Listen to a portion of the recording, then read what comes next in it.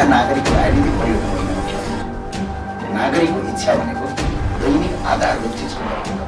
उपचार गर्न नपाएर कर्णालीका दूरदराजका बिरामीलाई जबरजस्ती तपाईँको प्राइभेटमा बाध्यताका रूपमा उपचार गर्न परेको छ। तर एकपटक सम्झिनुहोस्, कर्णालीबाट इन्डियाबाट काला पहाडबाट भारी बोकेर आएर बिरामी पर्दाखेरि मेरो त सरकार छ, कर्णालीमा को छ मुख्यमन्त्री? हाम्रै कालीकोटका महेन्द्र बहादुर शाही छन् भन्दाखेरि एउटा प्राउड अफ फिल हुन्छ यहाँका नागरिकले। तर त्यहाँ कर्णालीको प्रदेश अस्पतालमा आइरहँदाखेरि प्रदेश अस्पतालमा भरको काम गर्न नगरेर जानी काम गरिँदैन, अनि ल्याएर प्राइभेटमा थन्काइन्छ, अनि त्यहाँ लाखौँको बिल उठाइन्छ, अनि उसको घर जग्गा निलाम हुन्छ, उसको जग्गा जमिन निलाम गर्नुपर्ने छ, उसको बाबुबाजेको सम्पत्ति निलाम गर्नुपर्ने छ। एकपटक त्यो अस्पतालको बिल चेक गरिदिनु होला बिरामीले तिर्ने। ढाड सेकेर ठाडो नउठ्ने गरेर अस्पतालको बिल लिन्छ। तर सरकारले स्वास्थ्य क्षेत्रमा अरबौं बजेट छुटाएको छ, त्यो पनि कर्णाली प्रदेशमा त करोड बराबर छ। हामी नागरिक कहाँ जाने कहाँ भन्नुहोस् न? मुख्यमन्त्रीज्यूले पनि हामीलाई नै समस्या बताउने, मन्त्रीज्यूले पनि हामीलाई नै समस्या बताउने। वास्तवमा काम गर्न चाहिँ कसले रोकेको छ? ज्ञानेन्द्र शाही यही प्रदेशको नागरिक हो। मेरो घर जुम्लाका कर्णाली प्रदेश, मेरो अहिले अस्थायीगरका सुर्खेत। भने म हजुरको के हो? जनता हो। हजुर मेरो के हो? मुख्यमन्त्री हो। सुर्खेतबाट जुम्ला गाडी जान्छ।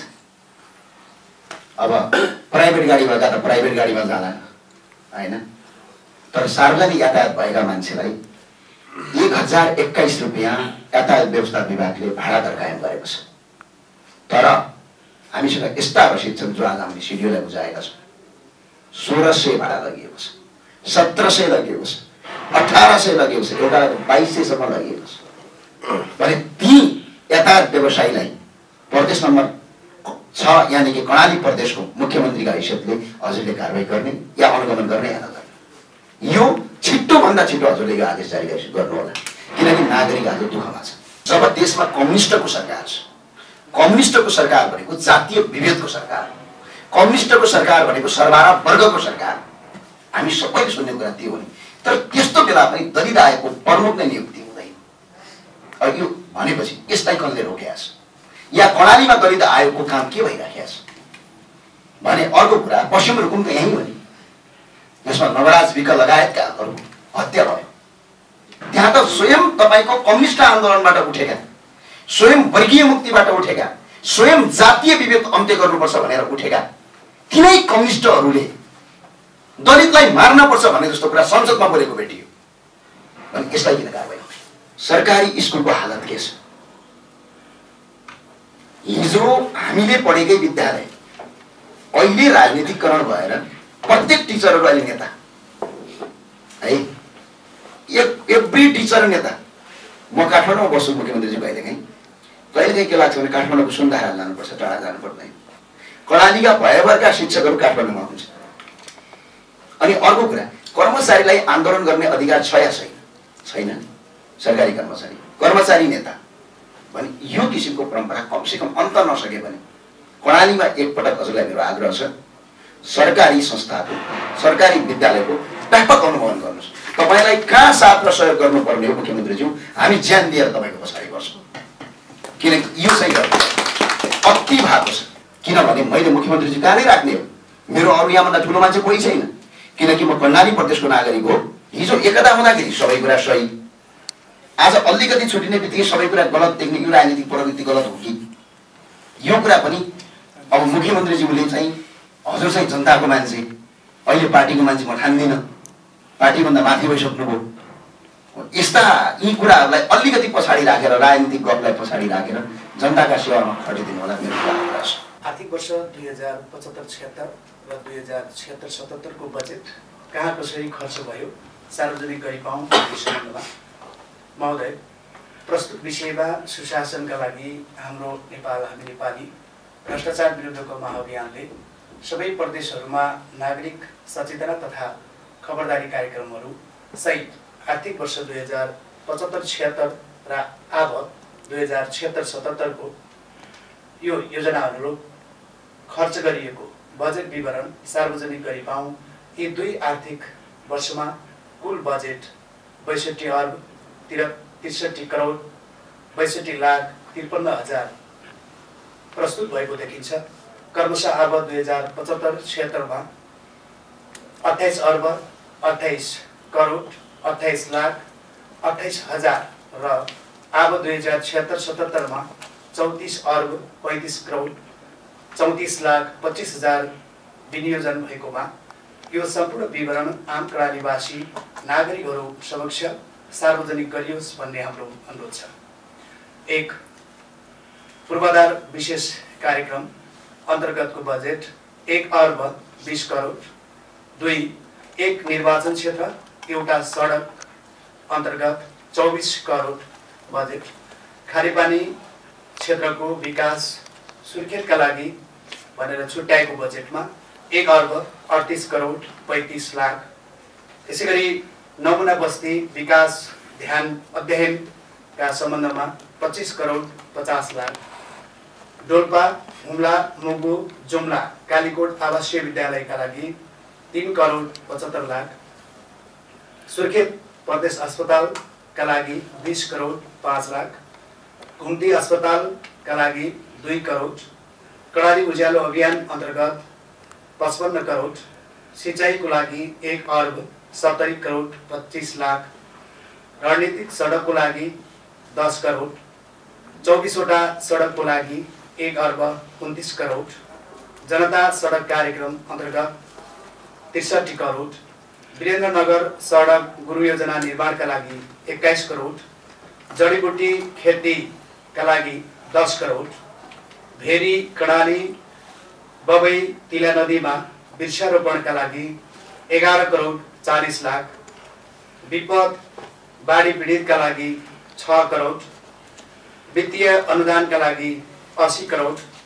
कडाली अर्गानिक कृषि कार्यक्रम 2075-76 का लागि 12 करोड। कृषि औजार कारखाना अन्तर्गत 7 करोड।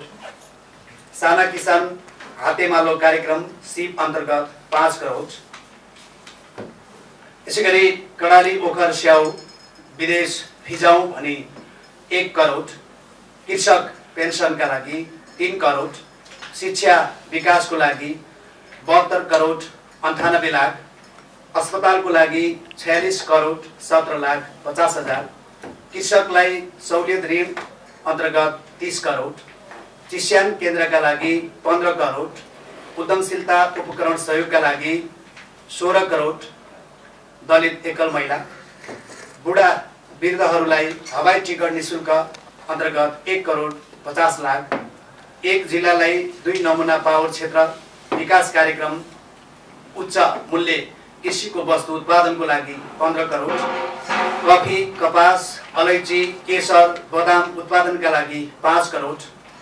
एक घर एक रोजगार वर्षमा कम्तीमा 100 दिन रोजगार अन्तर्गत चालु वर्ष 6,63 करोड 84 लाख 85 हजार बजेट। अब 2075-76 मा चालु खर्च गर्दा रोजगारी कति सिर्जना भयो? तटबन्ध र पहिरो नियन्त्रणका लागि 49 करोड 50 लाख। उल्लेखित शीर्षक अनुसारको बजेट 18 देखि 30 महिनाभित्र कहाँ, कसरी र कति खर्च भएको छ सोको सम्पूर्ण हिसाबको जानकारी दिन हुन नेपालको संविधान 2072 को धारा 27 को सूचनाको हक सार्वजनिक सरोकारको विषयमा नागरिकको सार्वजनिक सूचना पाउने हक अन्तर्गत माथि उल्लेख गरिएको विषयमा सूचना पाऊँ भने यो ज्ञापन पत्र पेश गर्दछौँ। अन्यथा हामी कानुनी उपचारमा जान बाध्य हुनेछौँ। पदार्थ प्रधानमन्त्री तथा मन्त्री परिषदको कार्यालय सिंहदरबार काठमाडौँ, राष्ट्रिय सूचना आयोग काठमाडौँ, अख्तियार दुरुपयोग अनुसन्धान आयोग टंगाल काठमाडौँ। धन्यवाद।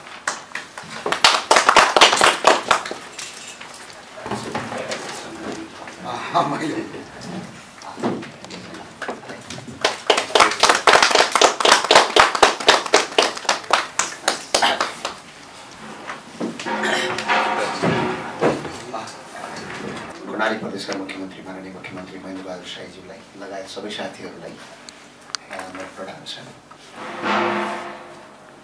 मुख्यतया चाहिँ हामी आज हजुरलाई कुरा केका लागि आएको भने नागरिकका दुःख अत्याधिक ज्यादा छन्। यो कुरा सबै सुनिरहँदाखेरि आज हामीले 2 जना मान्छे भेट्यौँ कर्णाली प्रदेश सरकारको नेतृत्व गर्ने। एकजना स्वयं मुख्यमन्त्री जो कुरा हामीले सुन्यौँ, अर्का कृषि मन्त्री अर्थात् विमला केसी। हजुरहरूको दुईटीको मुखार बिन्दुबाट हामीले पाएको कुरा के हो भने हामीले काम गर्न सकेनौँ हैन। मतलब हामी समस्या ल्याएर हजुर कहाँ आइपुग्ने, हजुरले बरु समस्या उल्टै हामीलाई देखाइदिने, त्यो चाहिँ देखियो। म मुख्यमन्त्रीजीलाई एउटा क्वेसन केर्छु, वास्तवमा काम गर्न चाहिँ कसले रोकेको छ? अब हामीले त्यो संघीयता ल्यायौँ, लामो सङ्घर्ष पछाडि आएको हो गणतन्त्र। अब मैले एउटा हजुरको अगाडि बयान गर्नै पर्दैन, जो युद्धमै हिँडेर यहाँसम्म पुग्नु भएको छ। सानो नागरिकको दुःख तपस्या र सानो नागरिकले मेहनत नगरेर ज्यानै फालेर आएको, यो मैले बताउनुभन्दा हजुर स्वयं त्यसको एउटा लिडर नै भएर काम गर्नु भएको छ। तर आज चाहिँ यत्रो भइसके पछाडि यो चाहिँ रोक्यो भन्ने पहिलो कुरा, यो जवाफ हजुरले लेखिदिनु होला फेरि अहिले। पहिलो कुरा यी काम गर्न रोक्यो भन्ने, हामी नागरिक कहाँ जाने कहाँ भन्नुहोस् त? मुख्यमन्त्रीज्यूले पनि हामीलाई नै समस्या बताउने, मन्त्रीज्यूले पनि हामीलाई नै समस्या बताउने, अथवा हामी नागरिकलाई। तर हामी नागरिकको पनि सबभन्दा ठुलो कुरा भनेको यो प्रदेशको मुख्यमन्त्री नै हो। अहिले प्रदेश सरकारको कोही एक नम्बरमा छ भने मुख्यमन्त्री नै हो भने पछाडि अब नागरिक जाने कहाँ? अनि अर्को कुरा, जस्तै अहिले मुख्यतया भनेको हजुरले अघि सडकको कुरा गर्नुभयो, सडकका कुरा, दूरदराजका कुरा गर्नुभयो। मेरो अर्को कुरा के छ, जुम्लाको सडकलाई एकपटक अनुगमन गर्नुहोस्। जो अहिले रारा जोड्दछ, त्यो सडक रारा जोड्दछ, जसले तपाईँको सिन्जाबाट जुन ग्राभेल सुरु भएको छ, त्यो सडकमा आज यत्रो वर्ष भइसक्दा पनि तपाईँको एउटा पनि काम भएको छैन। अब मुख्यमन्त्री अर्थात् यहाँको प्रदेशको मन्त्रीहरूलाई केही पनि काम गर्न दिने यदि छैन भने मेरो अर्को क्वेसन छ, सुविधा लिने चाहिँ अधिकार चाहिँ दिएको छ संघीयताले। जस्तो हामीले सुविधा त हेरिराखेका छौँ, गाडीहरू खरिद गरेका पनि हेरिराखेका छौँ। स्वयं मुख्यमन्त्री कार्यालयमा भिजिट गर्दाखेरि हामीले ती गाडी पनि देखिरहेका छौँ। स्वयं हामीले कृषि मन्त्रालयमा भिजिट गर्दा ती गाडीहरू देखिरहेका छौँ। स्वयं हामीले सिडिओ कार्यालयमा जाँदाखेरि पनि त एक प्रकारको सिडिओ कार्यालय त सिकै छ, सङ्घीय सरकारबाट चल्ला, त्यो एक प्रकारको देखिरहेका छौँ। अब सुविधा लिँदाखेरि चाहिँ दिन मिल्ने, काम गर्दाखेरि चाहिँ रोक्ने हो भने के यो संहितालाई के फेरबदल गर्नुपर्ने आवश्यकता हुँदैन? एउटा यो जवाफ, यसको क्वेसनमा उत्तर दिनु होला। अर्को कुरा चाहिँ मैले बताउनु पर्दैन, दुःख कष्ट पीडा मभन्दा पनि बढी भोग्नु भएको छ, यो मैले बताउनै पर्दैन। किनकि हामी दुई व्यक्ति सम्भवतः हामीहरूको पृष्ठभूमि एउटै होला। किनकि माटोबाट चुइने स्कुलमा पढेका हुँदा हामी 1.5-2 घन्टा स्कुल, 2 घन्टासम्मको जङ्गलको बाटो स्कुल धाएका हुँदा, 5 देखि 6 दिनसम्म सुर्खेतबाट नुनका भारी बोकेर कर्णाली पुगेका हुँदा एउटै दुःख छ। तर आज एकपटक कर्णालीलाई हेर्नुहोस् त, म यस सुर्खेतको कुरा गरेँ, सरकारी स्कुलको हालत के छ? हिजो हामीले पढेकै विद्यालय अहिले राजनीतिकरण भएर प्रत्येक टिचरहरू अहिले नेता है, एभ्री टिचर नेता। म काठमाडौँमा बस्छु मुख्यमन्त्रीजी, कहिलेकाहीँ के लाग्छ भने काठमाडौँको सुनधारा जानुपर्छ, टाढा जानु पर्दैन। कर्णालीका भयभरका शिक्षकहरू काठमाडौँमा हुन्छ। अनि अर्को कुरा, कर्मचारीलाई आन्दोलन गर्ने अधिकार छ या छैन? सरकारी कर्मचारी नेता भने यो किसिमको परम्परा कमसेकम अन्त नसके भने कर्णालीमा एकपटक हजुरलाई मेरो आग्रह छ, सरकारी संस्थाको, सरकारी विद्यालयको व्यापक अनुगमन गर्नुहोस्। तपाईँलाई कहाँ साथ र सहयोग गर्नुपर्ने हो मुख्यमन्त्रीज्यू, हामी ज्यान दिएर तपाईँको पछाडि गर्छौँ। किनकि यो चाहिँ अति भएको छ। हरेक स्कुलको प्राध्यापक नेता भएको छ, ऊ राजनीति गर्दछ, ऊ को युनियन, के युनियन, कस्तो युनियन, कुन युनियन। एउटा म कथा सुनाएँ मुख्यमन्त्रीज्यू, सानो कुरा सुनिबक्छ सुन्नु होला। एकजना कर्मचारी शिक्षक युनियनको मान्छेलाई मलाई फोन गर्नु, उहाँ म यो स्कुलको प्राध्यापक हो, म यो स्कुलको टिचर हो भन्नु भएन। म यो पार्टीको, यो सङ्गठनको, यो सरकारी स्कुल र सरकारी कर्मचारीहरू जबसम्म पार्टीका कार्यकर्ता हुन्छन्, र भोलि मानव हामीले नै पार्टी बनायौँ भने पनि हाम्रा समर्थकमा सरकारी कर्मचारी भयो भने जनतालाई त दुःख दिन्छन् नि। यो अनुगमन एकपटक गर्नु होला। अर्को कुरा, स्वास्थ्यको कुरा मुख्यमन्त्रीज्यूले उठाउनु। स्वास्थ्यको कुरामा मुख्यमन्त्रीज्यूलाई मेरो अनुरोध छ, कर्णाली स्वास्थ्य विज्ञान प्रतिष्ठान बनेको छ, राजकोट कम्युनिटी अस्पताल पनि सामाजिक अभियन्ताको थ्रुबाट एउटा बन्ने चरणमा छ, बनि पनि राखेका छ। एकपटक कर्णाली स्वास्थ्य विज्ञान प्रतिष्ठानको फी हेरिदिनु होला। के कर्णाली स्वास्थ्य विज्ञान प्रतिष्ठानको जो लिने जो फी छ, जो उपचार खर्च लिने छ, कि काठमाडौँका हस्पिटल भन्दा सस्तो छ, के ग्रान्डी भन्दा सस्तो छ, के एम्स भन्दा सस्तो छ? एकपटक त्यो अस्पतालको बिल चेक गरिदिनु होला। बिरामीले तिर्ने, ढाड सेकेर ठाडो नउठ्ने गरेर अस्पतालको बिल लिन्छ। तर सरकारले स्वास्थ्य क्षेत्रमा अरबौं बजेट छुटाएको छ, त्यो पनि कर्णाली प्रदेशमा त करोड बराबर छ। अनि यो पनि एकपटक स्वास्थ्य अस्पताल मुख्यमन्त्रीज्यूको हरेक पटक हजुरका भ्रमण हामीले हेरेका छौँ। एकपटक मेरो अनुरोध छ, सरकारी स्कुल स्वास्थ्य उपचार केन्द्र 10 जिल्ला छ मुख्यमन्त्रीज्यू, धेरै ठुलो पनि छैन। 10 जिल्लाका सकिन्छ भने 3 देखि 4 दिनको समय मिलाएर मुख्यमन्त्रीज्यू एकपटक स्वास्थ्य संस्था चेक गरिदिनुहोस्।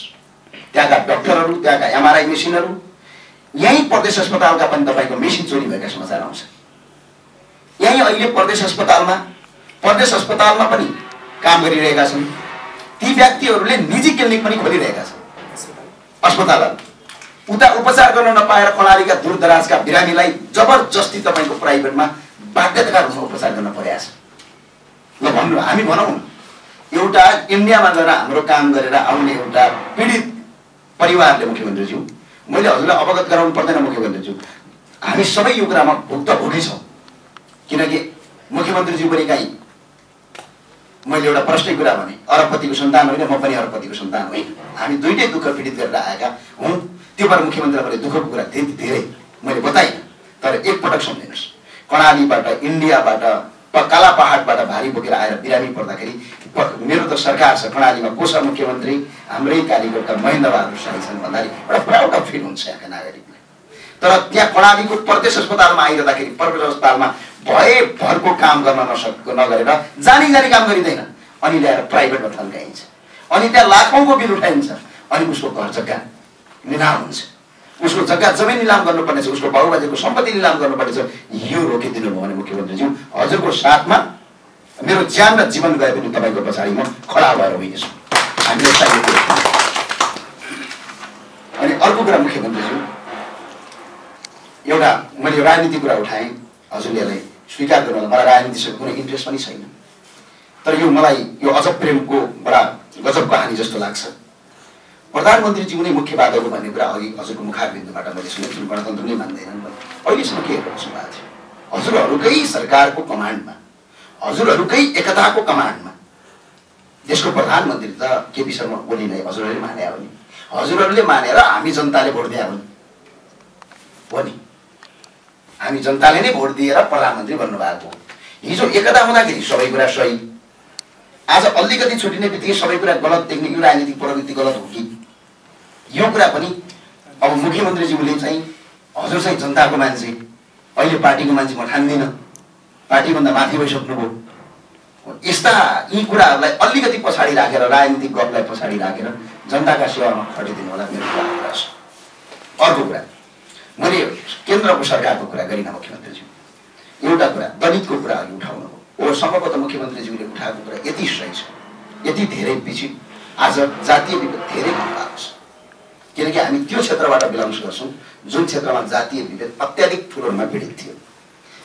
त्यसमा हामीले यहाँभन्दा अगाडिका सरकार बने, हामीले हेऱ्यौँ ती सरकारहरू, कहिले काङ्ग्रेसले बनायो, कहिले नेकपाले बनायो, कहिले प्रसङ्गजी प्रधानमन्त्री बन्नुभयो, कहिले माधव नेपाल बन्नुभयो, हरेक मान्छेहरू बने, स्वयं मुख्यमन्त्रीजी पनि एकपटक मन्त्री पनि बन्नुभयो। एउटा दलित आयोग भन्ने छ, दलित आयोगको प्रमुख यहाँभन्दा 2 महिना अगाडिसम्म रिक्त थियो।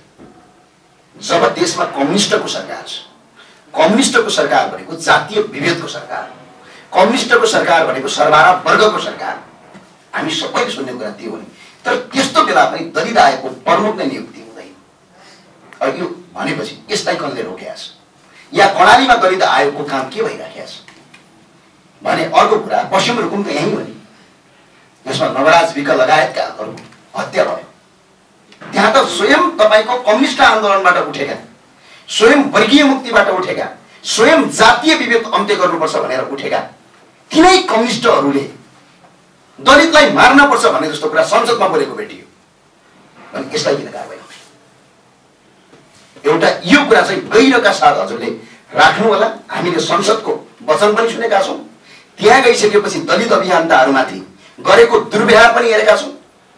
भने कर्णाली प्रदेशमा, हजुरकै प्रदेशमा यत्रो कम्युनिस्टको सरकार छ, यत्रो जातीय विभेदको सरकार छ, यत्रो सर्वहारा वर्गको सरकार छ, त्यहाँ स्वयं कम्युनिस्ट आन्दोलनबाट स्थापित भएका नेताहरू, माननीय जनार्दन शर्माहरू किन दलितलाई एउटा नाता परेकै आधारमा दलितका कुराहरूलाई संसददेखि लगेर तल्लो तहसम्म दबाउने कोसिस गरिन्छ।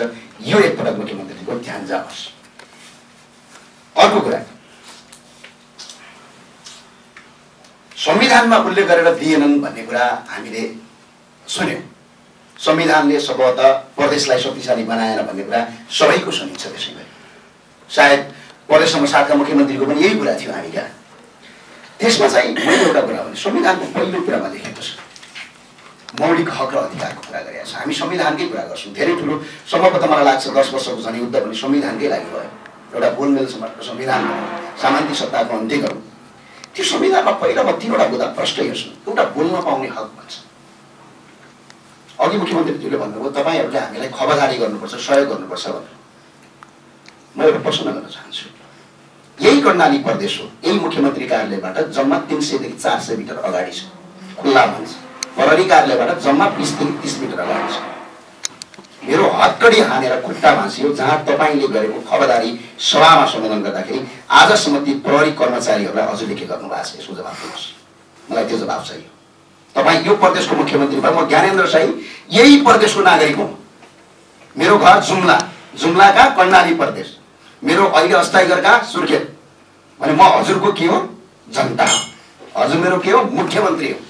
भने मेरो अधिकार हुन्छ कि हुँदैन कि जसले गैर कानुनी रूपमा सर्वोच्च अदालतले फैसला गरिसकेका छ, गैर कानुनी रूपमा व्यक्तिगत आरोपमा मलाई उल्टो हत्कडी हालेर तपाईँको 18 घण्टासम्म उल्टो हत्कडी हालेर मेरो खुट्टा बाँच्ने प्रहरी अधिकारीहरूलाई अहिलेसम्म मेरो प्रदेशमा मेरो मुख्यमन्त्रीले, म मेरो नै भन्छु, मेरो मुख्यमन्त्रीले के एक्सन र के काम गरेका छ कि जब म सन्तुष्ट हूँ। यो कामको मलाई जवाफ चाहियो मुख्यमन्त्रीज्यू। किनभने मैले मुख्यमन्त्रीज्यू कहाँ नै राख्ने हो? मेरो अरू यहाँभन्दा ठुलो मान्छे कोही छैन। किनकि म कर्णाली प्रदेशको नागरिक हो। मेरो अभिभावक मुख्यमन्त्री हो। मेरो अभिभावकले ती प्रहरी अधिकारीहरूलाई र ती झुटा मुद्दा लाउने पत्रकार भनेका पित पत्रकारहरूलाई के कारबाही गर्नुभएको छ र के कारबाही गर्नुहुन्छ? आज मलाई जवाब र कमिटमेन्ट पनि चाहियो, प्रतिबद्धता पनि चाहियो। एउटा कुरा।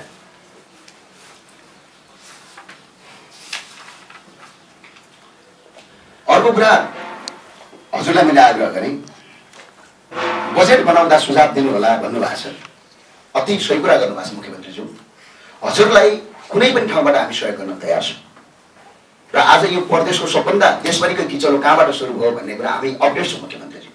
यही प्रदेशका केही मै हुँ भन्नेहरूले त्यो सुरु गरेका हुन्। यसबाट हामी सन्तुष्ट छैनौँ। यदि कसैले ज्ञानेन्द्र साईले आएर क्वेसन गर्छ महेन्द्र बहादुर साईको विरुद्धमा ज्ञानेन्द्र साई छ भनेर बजारमा हल्ला फैलाइएको छ, म हजुरको विरोधी होइन। यो कुरा हजुरले पनि ध्यान राख्नु होला। म हजुरको पनि विरोधी होइन, अन्य मान्छेको पनि विरोधी होइन, कुनै दलको पनि विरोधी होइन, कुनै पार्टीको पनि विरोधी होइन। मैले त सरकारले गरेका कुराहरू यहाँ भएन, कमी कमजोरी हो, यसलाई सुधार भने हो। सुधारले भाषा फरक भयो होला। तर कर्णाली प्रदेशमा किचलो सुरु कर्णाली प्रदेशबाटै भयो। हामीले हेऱ्यौँ जनताले जस्तो जे भने नेपालको संविधानमा जनताले बनाएको सरकार हो नि कर्णाली प्रदेशको। आज मुख्यमन्त्री को बन्नुपर्छ 5 वर्ष भने महेन्द्र बहादुर साई बन्नुपर्छ भने जनताले दिया हो नि। भने यो बिचमा किचलो किन?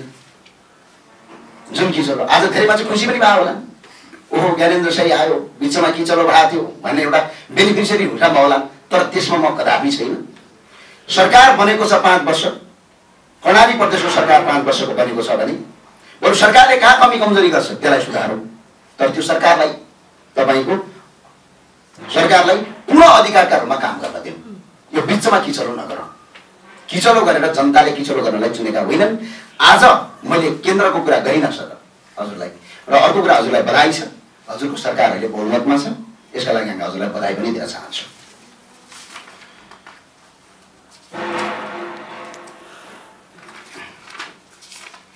अनि एउटा अर्को कुरा मलाई के छ भने मुख्यमन्त्रीज्यूलाई जुम्लाको सडक, जुम्लाको बिजुलीको कुरा, त्यसपछि गएर अर्को कुरा टाढा होइन यो मालपोत कार्यालयमा करार कर्मचारीहरूको ठुलो समस्या देखियो। आज हामीले कुरा पनि गर्यौँ सरकारले करारमा कर्मचारी खटाउन सक्छ भन्ने कुरा भयो भने प्रदेश सरकारको त्यतिसम्म अधिकार छ भन्ने कुरा रह्यो।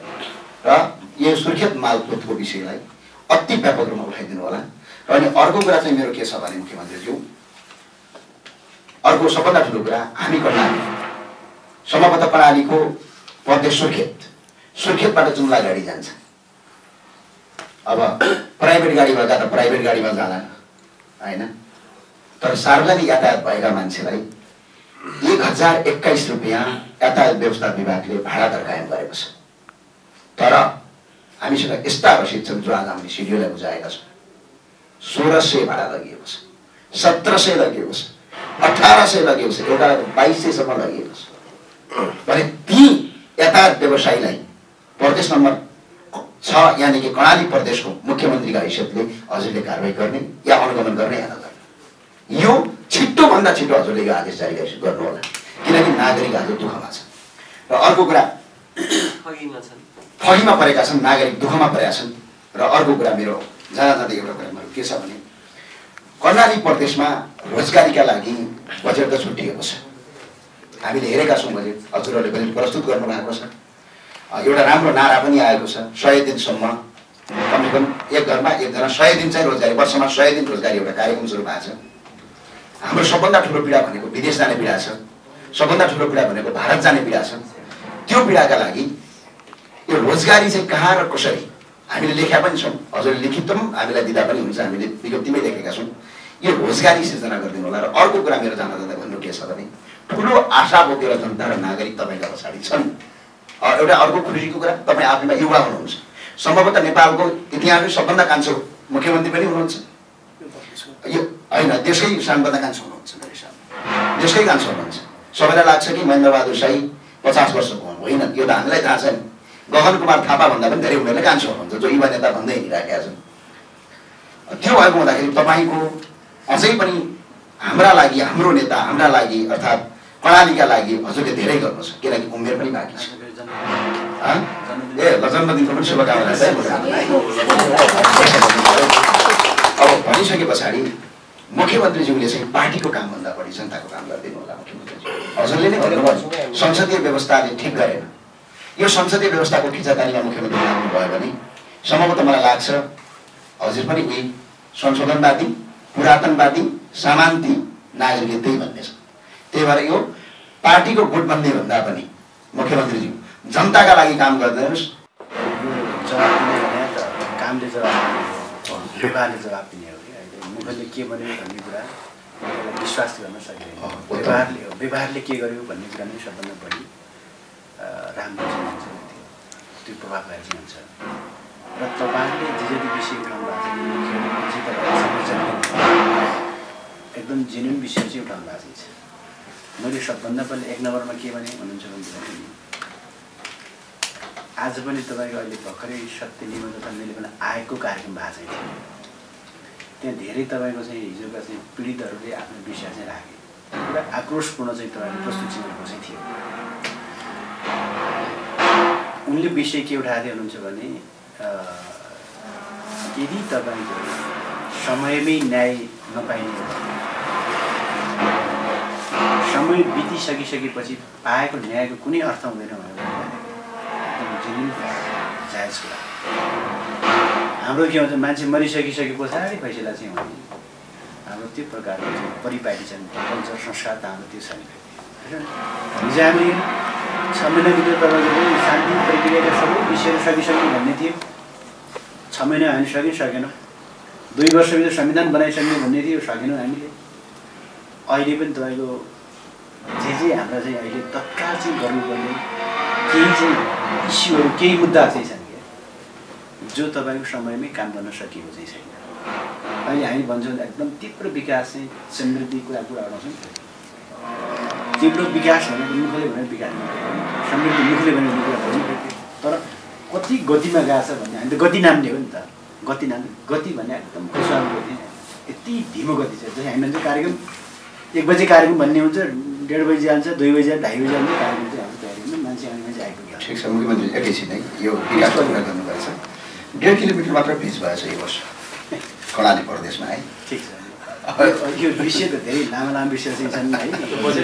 ठिक, अब हामीले सडक तपाईँको अघिल्लो यो वर्ष त धेरै किलोमिटर हाम्रो सडक पिच हुन्छ। यहाँ हेर्नुमा जम्मै ठाउँ ठाउँ गिटी फाले नि, भित्रको चाहिँ हालेर भ्यालीभित्रको धेरै हुन्छ। अघिल्लो वर्ष सुरुमै पिच बनाउनको लागि सरकार बनिएको कहिले भन्ने कुरा भन्नुपर्छ। सरकारले सबभन्दा पहिला प्रदेश सरकारले काम गर्ने भनेको सङ्घीय सरकारले काम गरिराखेको ठाउँमा ओभरल्यापिङ गर्ने होइन। अहिले हामी ओभरल्यापिङ गर्ने भइदिएको भए पिस हाम्रो बढी बन्थ्यो। हाम्रो ओभरल्यापिङ नगरेर हाम्रो प्रदेश सरकारका काहीँ कतै डुप्लिकेसन नहुने गरी नयाँ योजना चाहिँ छनौट गर्नु पऱ्यो। नयाँ योजना छनौट गर्ने अन्त ट्र्याक खोल्ने कुरा हो नि त। जस्तै कर्णाली प्रदेशको अहिलेको 2 वर्ष हो, तेस्रो वर्ष त रनिङमै चाहिँ छ। 2 वर्षको मात्रै तपाईँले ट्र्याक कति किलोमिटर खन्यो भनेर प्रश्न गर्नु न। कति हुम्लामा कति किलोमिटर ट्र्याक खन्या चाहिँ छ प्रदेश सरकारले, जुम्लामा कति किलोमिटर ट्र्याक खन्या चाहिँ छ, कालीकोटमा कति खन्यो, 10 जिल्लाका चाहिँ जिल्लाहरूमा ट्र्याक कति किलोमिटर खन्नुभयो भने सोध्नु न। त्यो सोध्दैन नि क्या, त्यो प्रश्न सोध्दैन नि, त्यो लेख्दैन नि। तर तपाईँको चाहिँ अहिले हामीले त्यही हामीले पिच गरे पनि त्यो गरे के हुनुहुन्छ भने तपाईँको नगरपालिकाले तपाईँको यो ठाउँमा उकिया छ, टालो उकिया थियो क्या। त्यो टालो उकिया ठाउँमा केही बजेट हामी टालो हालिदिएको मात्रै हो, पिच गरे पनि हुन्थ्यो। जहाँ तपाईँको चाहिँ त्यो खाल्डाखुल्डी परेको थियो, खाल्डा पुर्याएको कुरोले तपाईँको पुरै प्रचार गर्दै खिचेर न्युज बनाएर चाहिँ अब 1.5 किलोमिटर खन्ने 1 किलोमिटर खन्ने चाहिँ सट्टै त्यस्तै भने हालिहालेको थियो। त्यो ठिक छ, त्यो केही पनि छैन। तर अब हामीले हेर्ने कुरा के भन्छ समग्र कति भयो भन्ने कुरा हेर्नु पर्छ। काम कार्यक्रम कहाँ थियो, कुन ठाउँमा हालेको थियो, हामीले त अघि पनि त्यही भन्यो नि त। कार्यक्रम कहाँ हालेको थियो, कुन ठाउँमा हालेको थियो कि है। जहाँ पैसा हालेको छ, कार्यक्रम स्वीकृति भएको, कार्यक्रमको कार्यान्वयन कति भयो भन्ने कुरा हामीले हेर्ने हो कि। बजेट कति थियो, कार्यक्रम कति थियो, कहाँ कहाँ थियो, त्यसको कार्यान्वयन चाहिँ कति प्रतिशत चाहिँ काम भयो भन्ने कुरा पऱ्यो हामीले। त्यो ठिक हुन्छ। अब यस्तै टिपिकल कुरा ट्याक्क त्यो ल्याउने हो भने त त्यो त्यस्तै हुन्छ। त्यसो यो यतापट्टि हामी धेरै नजाउँ, विस्तृत पछि जाउँ। ठिक छ, कहाँ कहाँ कति के भएछ भन्ने कुरा हामीले मागिदिइराखेका छौँ। हामी अब लास्ट के छ भन्दा त्यो तपाईँ जवाफ माग्यो नमाग्यो पनि हामी त हरेक कामको कार्य प्रगति विवरण वेबसाइटमा अपडेट गर भनेको छ। अपडेट हुन्छ त हेर्नुभयो भने धेरै कुरा त्यहीँबाट पाउनुहुन्छ यो। अब अहिले हामीले प्रत्येक मान्छेले त्यही गरेर बुझाउनु त सकिँदैन। फेरि त्यो आम नागरिकले माग्ला होइन। अब तपाईँहरूले त के भन्नुहुन्छ भने सबै कुरा हाम्रो वेबसाइटबाट डाउनलोड गर्ने, वेबसाइटमा चाहिँ हेर्नु सार्वजनिक गरे, वेबसाइटमा नै सार्वजनिक गरे वेबसाइटमा हालिरहेको छ।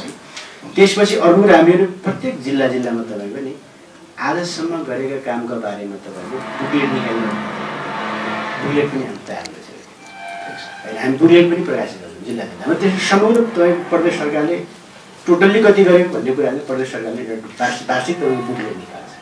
यति चाहिँ काम भयो भन्ने कुराका बारेमा खर्च हाम्रो बजेट यति भयो यो तपाईँले डिटेलमै पाउनुहुन्छ। यसमा समस्या हुँदैन, डिटेलमै पाउनुहुन्छ भनेको तपाईँ डकुमेन्ट हुन्छ। अब मैले अघि तपाईँको मुख्य अब उठाउनु भएकै विषय कानुन चाहिँ के भन्छ भने प्रदेश सरकारले काम गर्न केले रोक्यो भन्ने कुरा के यो उहाँले उठाएको प्रश्न त्यही हो। जम्मै पत्रकारले विषय उठाउनु थियो, जम्मै उठाउने कुरा त्यही हो, केले रोक्यो भन्ने कुराको बारेमा। किनकि अब जिम्मा त संविधानमा जे व्यवस्था छ नि त्यो अनुरूप त काम गर्नुपर्ने, त्योभन्दा बढी अफिस त उहाँको पनि होइन, कसैको पनि होइन।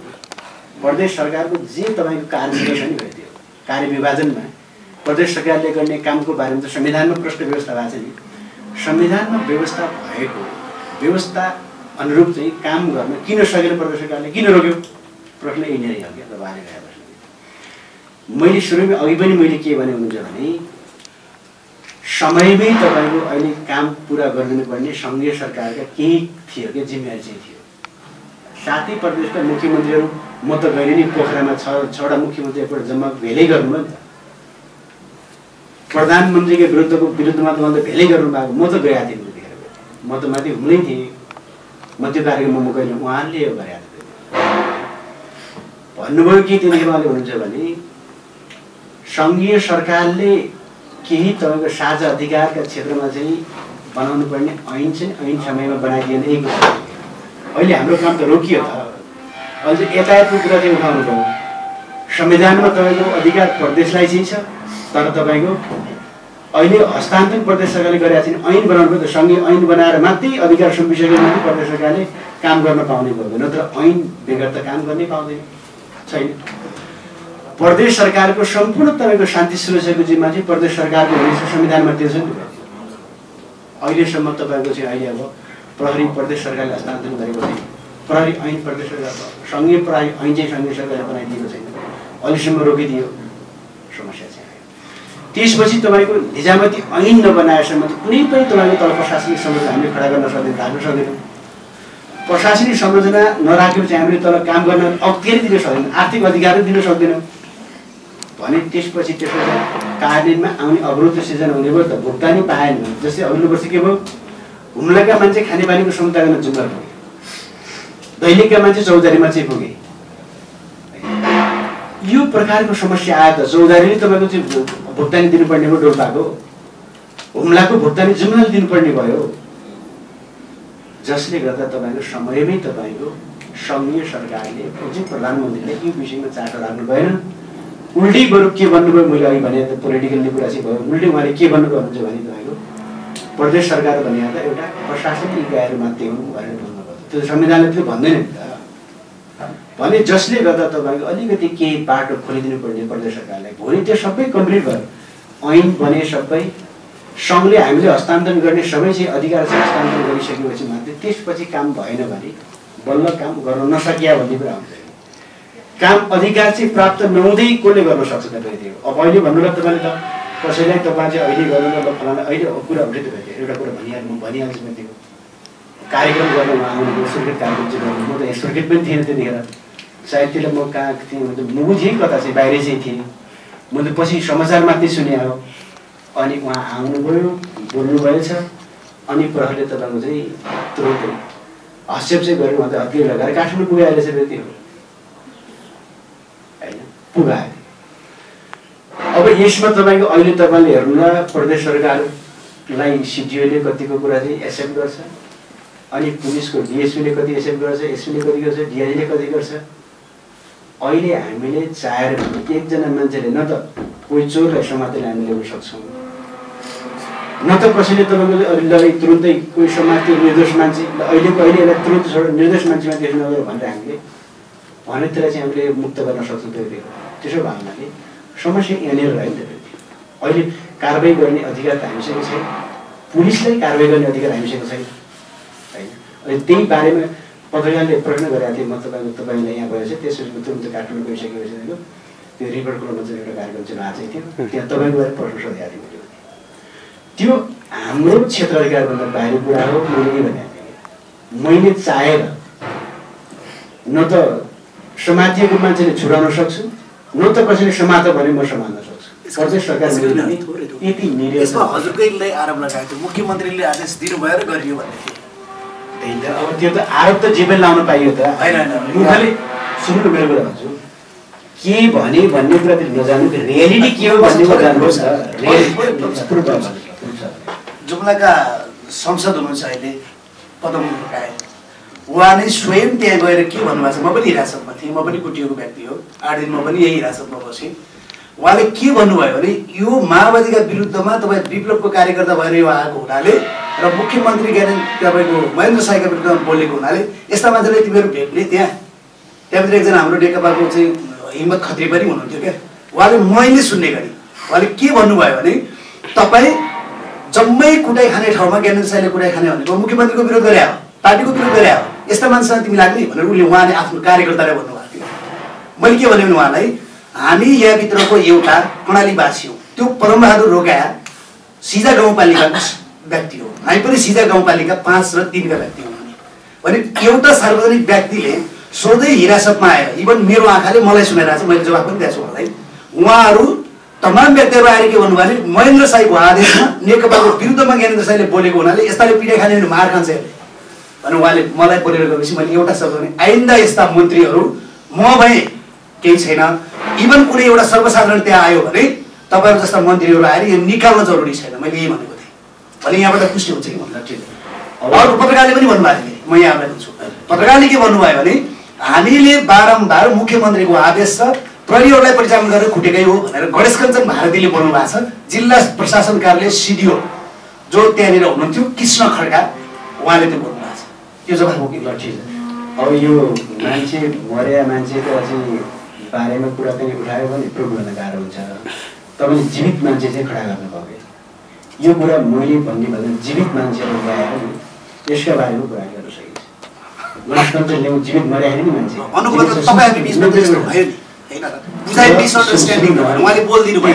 त्यही त हामीले कुनै के भन्यो भन्ने कुराको आधारमा म त्यसरी धेरैले के भन्छ कर्णाली प्रदेशको मुख्यमन्त्री कसले भेट्नुपर्ने भयो उदाहरणको लागि जस्तै तपाईँले भेट्नुपर्ने तर कहिले पनि मेरो बारेमा थाहा पाउनुभएको छैन, जान्नुभएको छैन, देख्नुभएको छैन उदाहरणको लागि है।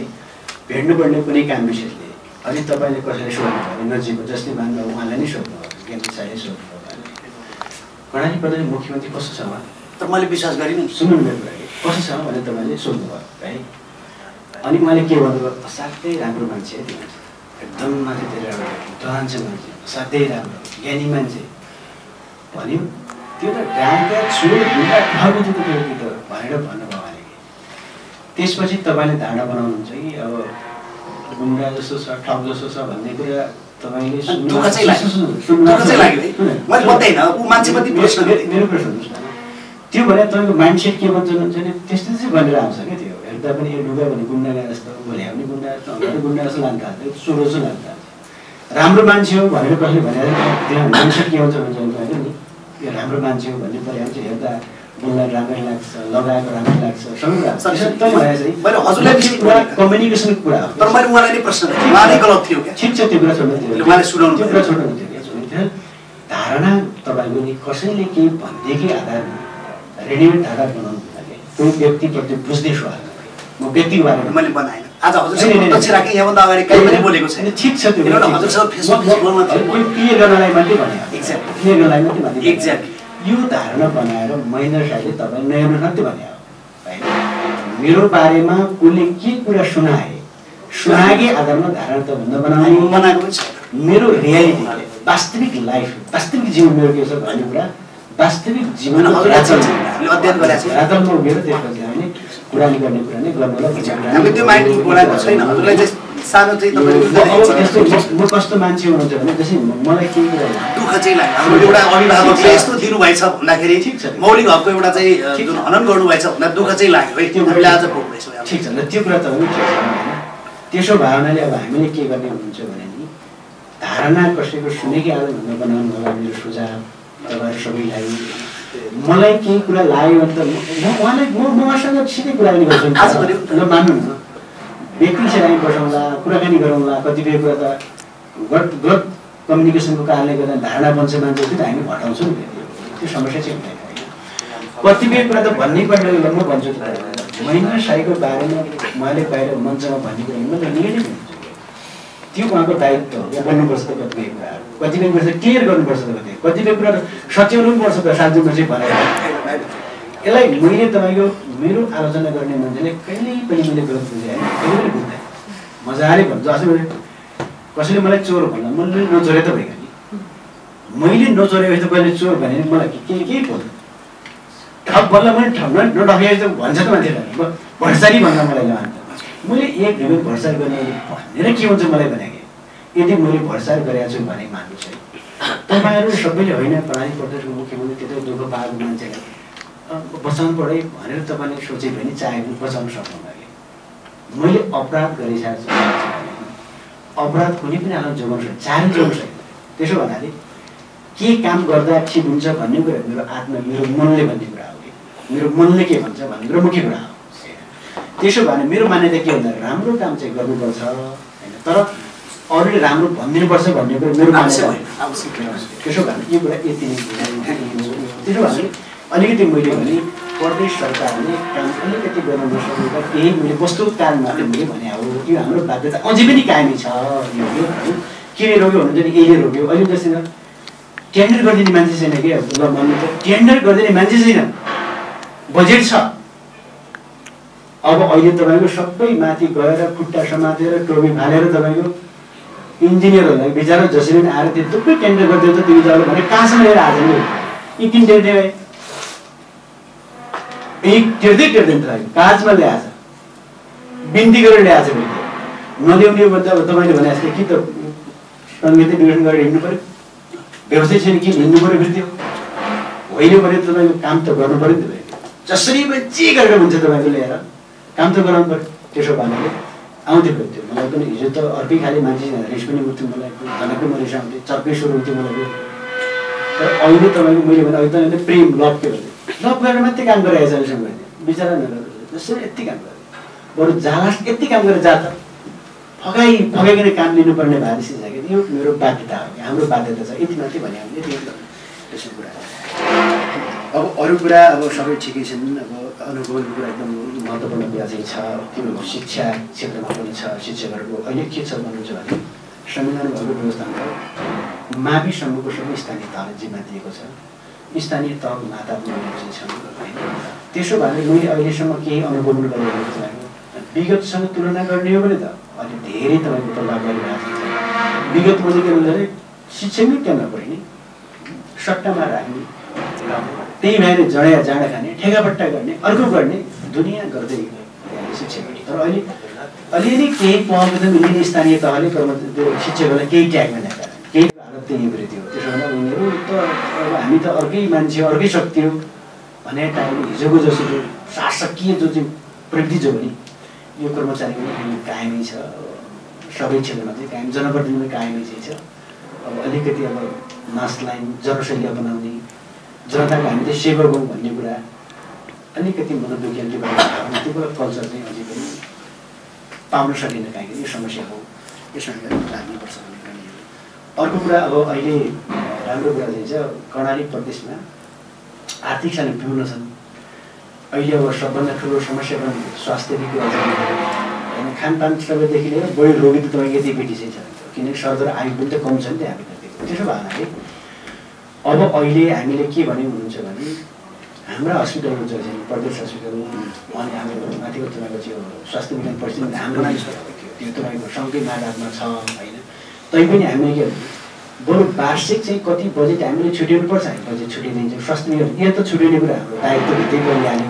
प्रदेश लगायत जिल्ला हामीले हिजो म छोटो गरेँ अब है मुख्यमन्त्री जिल्लाबाट यो एउटा हिजो क्रान्तिको बेला एउटा खतरनाक कुरा सुनिन्थ्यो कि अब हजुरले पनि आग्रह गर्ने धेरै क्रान्तिकारी साथीहरूलाई पनि आग्रह गरेँ स्वास्थ्य निःशुल्क शिक्षा निःशुल्क भनेर नारा जुलुससहित त्यसमा एक किसिमको युद्ध नै भयो रक्तपात युद्ध भयो त्यो युद्धले कसैको दमन भयो कोही राम्रो पनि भयो नराम्रो पनि भयो यसलाई म व्याकरणमा गएँ र आज यो देशमा मैले अघि नै भने बजेट नपठाउनुहोस् एकपटक कर्णाली स्वास्थ्य विज्ञान प्रतिष्ठानमा लिने शुल्कलाई अनुगमन गर्नुहोस् बजेट छ मुख्यमन्त्रीज्यू स्थानीय तहमा इनफ छ पहिला पहिला गाविस हुन्थ्यो एउटा गाविसमा 5 लाख बजेट पर्दैन थियो 1 लाख 1.5 लाख बजेट पढे पनि इतिहास 2063-64 कै कुरामा पनि सिङ्गो मुलुकको बजेट 3 खर्ब भइरहँदाखेरि एउटा गाविसमा 5 लाख आउँथ्यो पछि मिलाएर 10 लाखसम्म ल्याउने थियो अहिले एउटा गाउँपालिका 3वटा गाविससम्म 3-4वटा 2-3वटा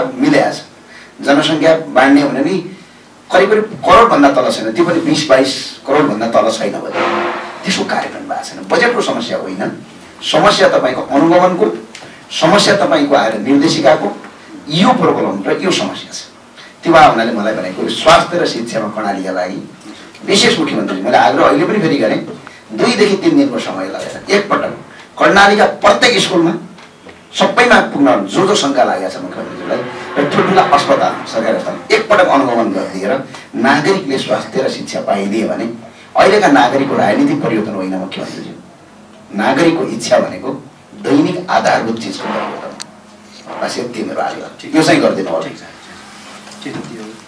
त्यसो भन्दा ठिक छ अहिलेसम्मको उनीहरूको चाहिँ इन्कम स्रोत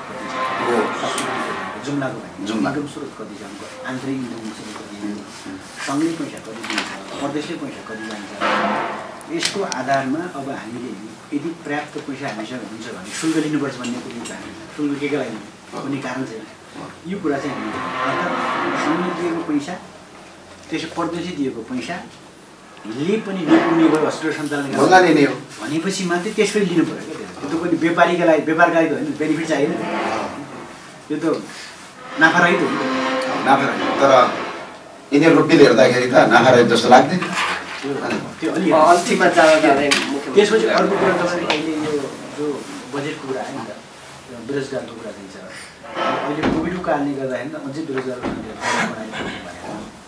अहिले मुख्यमन्त्री रोजगार कार्यक्रम चाहिँ भनेर नि एक वडामा तपाईँले कम्तीमा पनि तपाईँले 30 लाखभन्दा माथि त्यो पपुलेसन गरिबीको आधारमा 50% तपाईँको चाहिँ 50% पपुलेसन 100 मा बजेट विनियोजन गर्दाखेरि भनेर अनि हामीले प्रत्येक वडामा अहिले बजेट भएको छ